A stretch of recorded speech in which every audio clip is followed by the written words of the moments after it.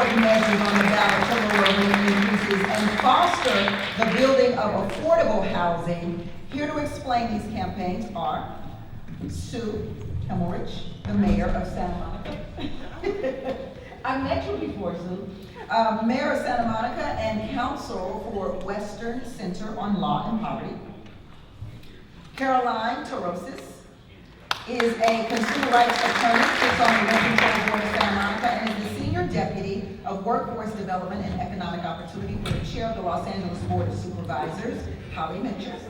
And Denny Zane is the co-chair of Santa Monicans for Renters' Rights, founder of Move LA, and currently campaigning for Measure U in Los Angeles.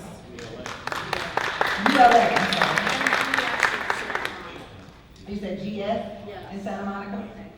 Let's start with rent control and what motivated a campaign to lower rents in Santa Monica, Mayor. Well, the truth of the matter is, I'm going to turn that over to our rent board commissioner. Is this working? We hear you loud and clear. They're all probably hear me without that kind of voice. But I'm going to turn to Caroline Torosis, who's the Rent Control Board Commissioner, because basically we vested, or I should say Denny Zane, who was one of the founders of Rent Control, vested all of the control for rent control in our Rent Control Board, so that vagaries of council elections could not affect the program. So, hi everyone, I'm Carolyn, nice to see you, thanks for coming on a Saturday. We have had unreasonable inflation this year in the country, in the county, in the city of Santa Monica. And so we calculate our annual rent increases based on consumer price index. So of course, as inflation rises, so do our rent increases. And we had never seen the unprecedented inflation like we saw this year. And so on the Rent Control Board, we determined in April that we were going to go all the way up to our cap of a 6% rent increase. And we already heard from hundreds of tenants that that was not going to be tenable. Because think about it, if you got a 6% rent increase, what would you do? I didn't receive a 6% adjustment in my salary to pay me 6% more this year. I don't think anyone else did. And so we said, look, we have to do something about this. And because our Rent Control Board is independently elected, so for those of you who are looking at how to set up rent control, our friend Denny here had the really smart idea to make sure that we are independently elected. We said, look, we get to control the increases. We need to make sure that we do something to cap the rent increase now and going forward. So what we have is Measure RC on our ballot to cap our rent increases up to 3%.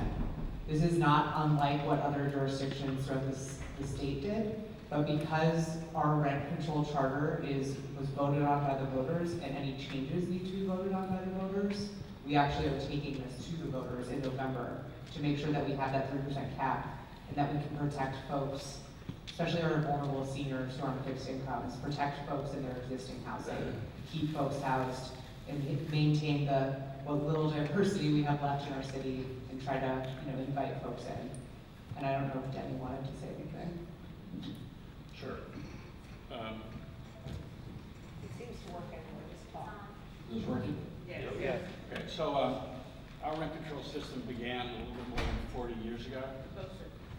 We had a group of seniors who were really initiating that campaign, who recruited a number of the progressive activists in the 60s, anti-war activists, etc., into collaboration. And we had rent control adopted in 1979.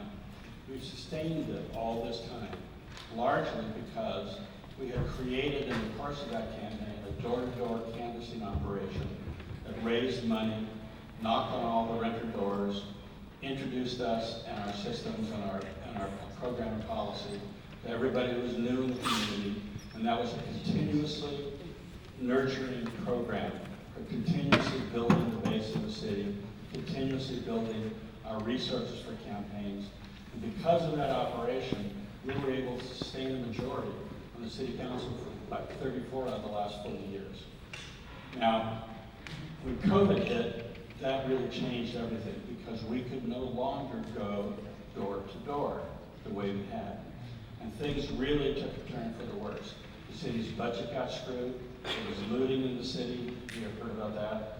there was lots of problems, and our pro-rent control council majority was defeated. The incumbents were defeated. There was a kind of uprising. Now we're in a position of recovery.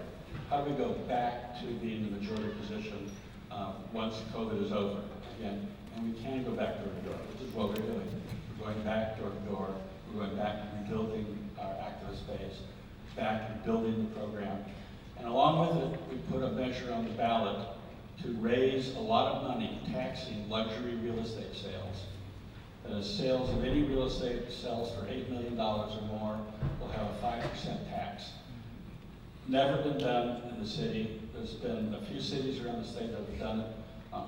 Except San Francisco did a 6% last in 2020. But we're the first city to have the idea that we would use that money for affordable housing. And it'll generate $50–60 million a year for prevention of homelessness. That's intervention. I hope Sue talks about this because she and her husband created this program. And for building new affordable housing. The same measure then was brought over to activists in Los Angeles who love the creative measure ULA. It will generate, I think, about $1 billion a year in the city of Los Angeles, 30% for prevention of homelessness, 70% to build new affordable housing. It's likely to win. The California Business Roundtable now has organized a committee to oppose both Santa Monica and Los Angeles' measure. When they see what we're going to do in the mail to them, they'll just have to decide whether they're going to laugh first or cry first. Please, talk about it. Well, so there are two things I can talk about. I can talk about this transfer tax. It'll raise $50 million, and our struggles to even get it on the ballot, much less my fellow council members, as collegial as they are, after we got 10,000 Santa Monicans to sign this so that we could pass it with 50% of the population, put a competing measure on the ballot that basically reduces the amount of tax, and ours is a special tax that has to be devoted to affordable housing and to rent subsidies and to housing issues generally. And let me say that the reason we did that was because this is not our first housing measure that we put on, my husband and I, because we put on another measure called GS, also called GSH, because it was not a special tax. It was a general tax where the money went into the general fund.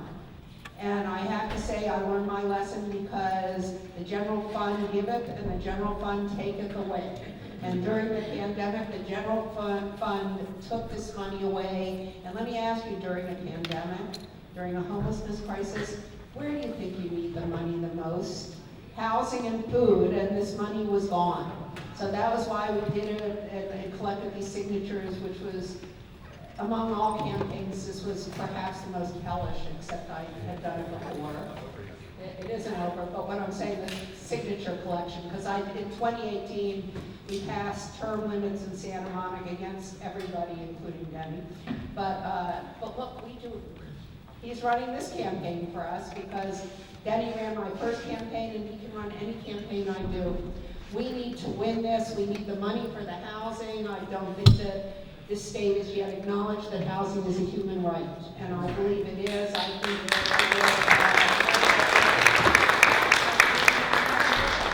check out that shirt. But I don't think the state has realized it. I don't think our cities have realized it. I don't think that my city has realized it fully, although I think we're one of the leaders in it. And certainly the county hasn't realized it. I mean, they're just talking about tenant protection. Sorry, Carolyn, this is personal. Look, we cover the whole spectrum, so it's really hard. So when people criticize the city, I don't take it personally. It takes 7 votes to do anything, and similarly, you aren't even voting, so it's not your responsibility. It's really hard when you become responsible for these programs. You start getting defensive, and you cannot let yourself fall into that trap of saying, oh, this is mine, it must be right. It's not right. I mean, so many of the things we do are so flawed. Jessica. So one of my great mentors, Jessica Bartholow, is here. I work at Western Center on non-poverty, I'm on leave right now, but basically I'll be going back as soon as my term is over. And she is one of the great heroes on the poverty, not enough food, not enough housing, not enough anything for people who just have the poor fortune to be born and poor. So thank you for all you do, Jessica. And one last time, before you all go, can you give us those measures again? All right, Santa Monica Measure GS is the tax on real estate transfers, raise 50, 60 million a year for homelessness prevention and for new affordable housing, with some set aside for the schools. Then in Los Angeles, there's a similar measure, similar because we brought our measure into the discussion in Los Angeles. Los Angeles activists saw and liked it and created their own version of it. It'll generate about $1 billion a year, I think. 30% will go to homelessness prevention, and 70% will go to building new affordable housing. Both of these are on the ballot in this November's election. We'll be starting to see the hit mail anytime soon. The California Business Roundtable are coming after both, and we'll be coming after them. And if I could just mention, Measure RC is also on the ballot November 8th. That is to lower our rent cap to 3%. This is really critical because we actually had to put up over $750,000 of immediate one-time rent subsidy to keep folks who are facing a 6% rent increase in their homes. We have a lot of rent-burdened individuals in our city, so Measure RC to cap rent increases at 3%. And additionally, there's a small nuance to this one as well.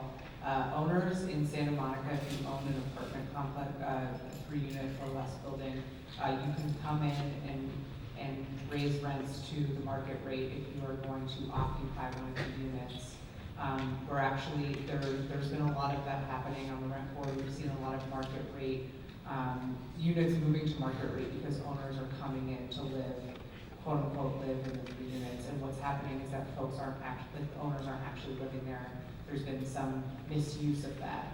And so we're actually making it a little bit more strict, saying that owners have to live for 2 years in their unit as their primary place of residence, and they have to move in within 60 days of evicting one of the tenants so that they can do the move-in. So I just wanted to say Measure RC November 8th, or before.